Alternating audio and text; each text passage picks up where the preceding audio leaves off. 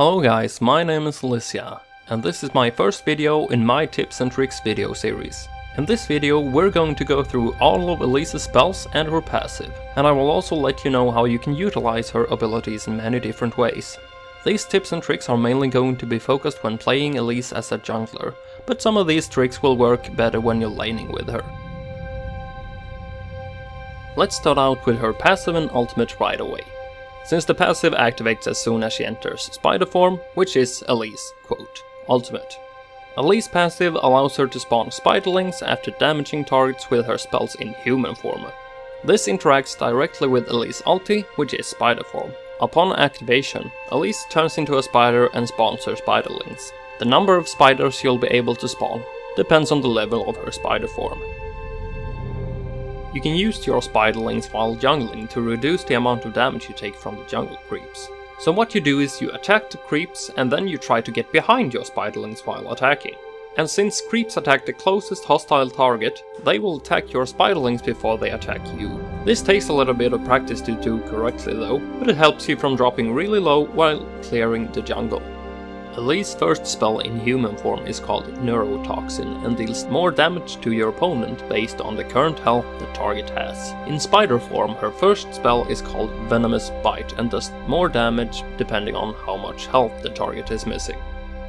When I see other people playing Elise, I notice that many of them keep mixing these two skills up and using them in the wrong way, all the time. But it's quite simple really. Poke your enemies with Neurotoxin at range whenever your target's health is higher than 50%. And then go in and finish them off with Venomous Bite whenever they get lower than 50% health. Elise's second spell in human form is called Volatile Spiderling. Elise summons a spider which runs to targeted location and explodes in a small area on impact with an enemy. You can use this spell together with Venomous Bite, which also causes all of her spiderlings to attack the targeted enemy. This also happens to include the Volatile Spiderling. This trick is probably best used while laning as Elise, because I have a hard time seeing this being useful while jungling with her. Elise's second spell in spider form is called Skittering Frenzy, which passively increases your spiderling's attack speed. Upon activation, Elise and her spiderling gets a massive attack speed boost. While the spell is active, each attack from Elise and her spiderlings will also heal Elise. Use this spell while getting behind your spiderlings when you're clearing the jungle camps. This will give you even greater sustain in the jungle. And mid to late game you can actually regain health from doing this at the jungle camps. Elise's third spell in human form is called Cocoon. Elise fires a long-range skill-shot web which stuns the target on impact.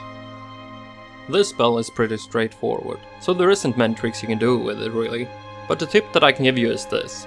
Since the skill-shot travels fairly fast, you can just aim right in front of your enemy, and you should hit your target most of the time.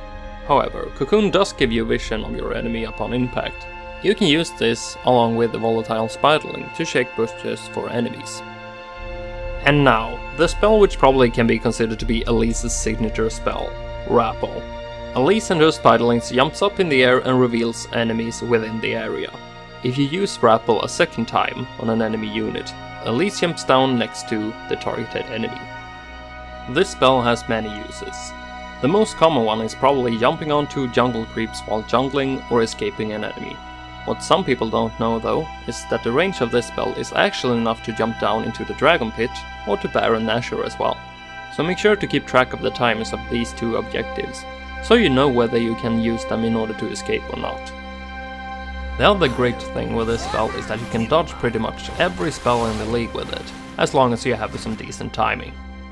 Skill shots are pretty obvious that you can dodge, but you can in fact dodge most on-target abilities as well, such as Fizz's Shum of the Waters, Karthus Requiem, Caitlyn's Ace in the Hole, Vi's Assault and Battery, Fiora's Blade Wall, Nautilus Depth Shard, Zed's Death Mark, and many more.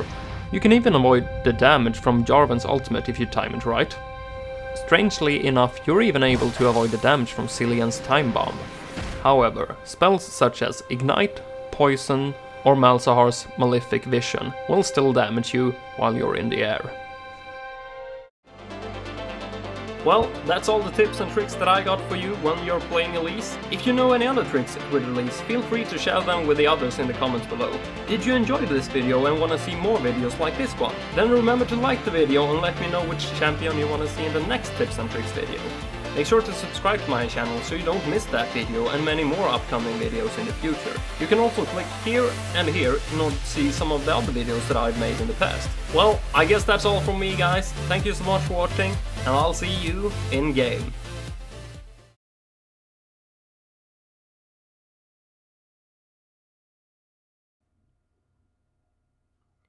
Så jag tror jag är klar nu. Ett rövhöl.